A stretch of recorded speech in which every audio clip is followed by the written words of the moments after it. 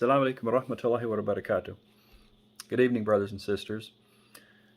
Sitting here doing some work, and I'm thinking about some ideas and some things that you might want to hear and know about my life that could possibly be enlightening or educational. So, I want to tell you a little bit about the way I was raised first before I get into this story. The way that I was raised was that anyone that didn't have this same skin tone was inferior, and that was just the southern redneck way that I was taught. That our parents taught us that, and their parents before them taught them that, and their parents before them taught that, and it's very wrong. And so I'm going to get into the story about how I became colorblind. So I was a Southern Baptist missionary, and we would go to Central America and Guatemala, and we would teach, our Southern Baptist Christian values, and we would convert people.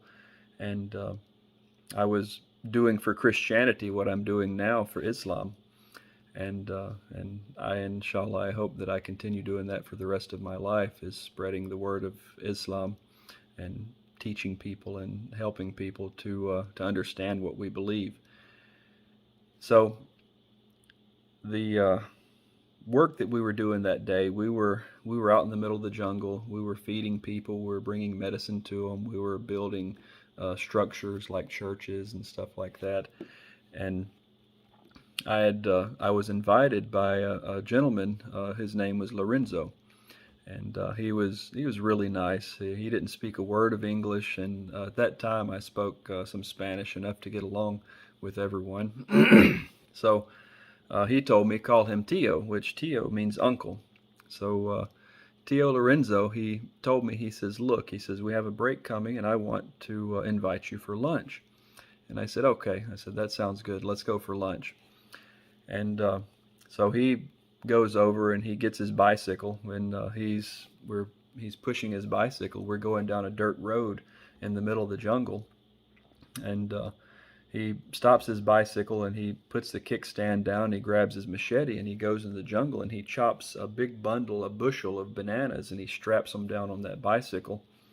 And we continue trekking through this trail in the jungle. And then down the trail, there's a little boy, and he's hollering, "Papa, Papa!" And the boy comes running up, and that's Tio Lorenzo's son. And he says, "Okay." He says, he hugs him and kisses him, and he, just like any father and son would do. And he sends him on down the path, and he said, "Go tell your mother that we're going to have company." And so we're already at the house. The house is close enough to where I can see the mother. And then the boy gets up there, "Mama, Mama," and she looks, and then immediately I saw what she did. She does this, "Oh my God, my hair."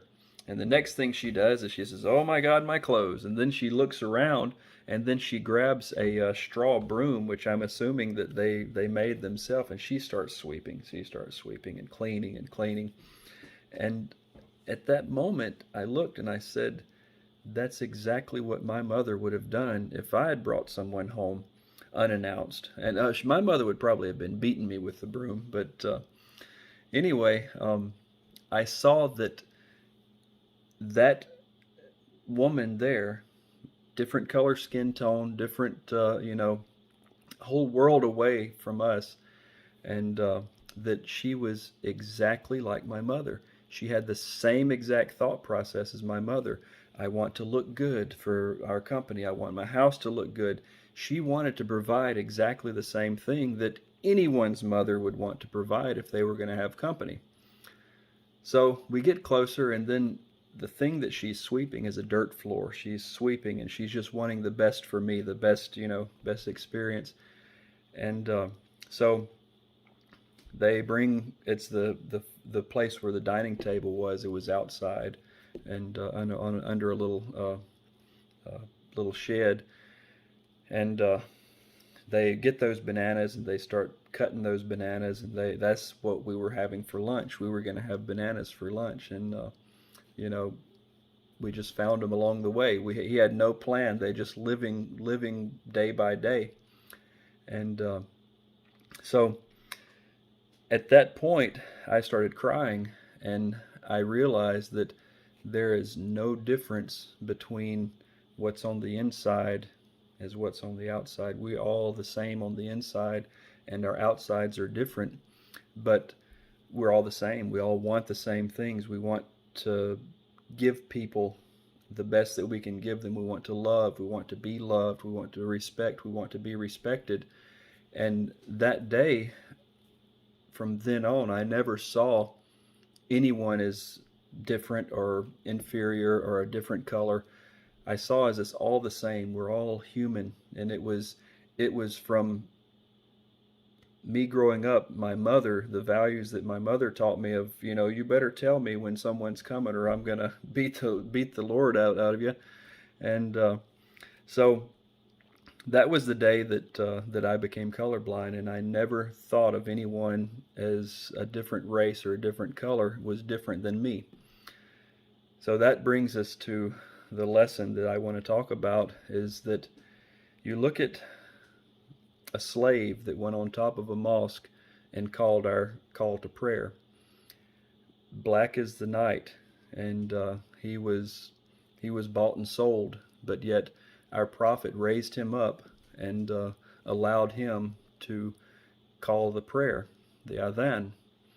And I've always loved the story of Bilal, and it's one of my favorite stories.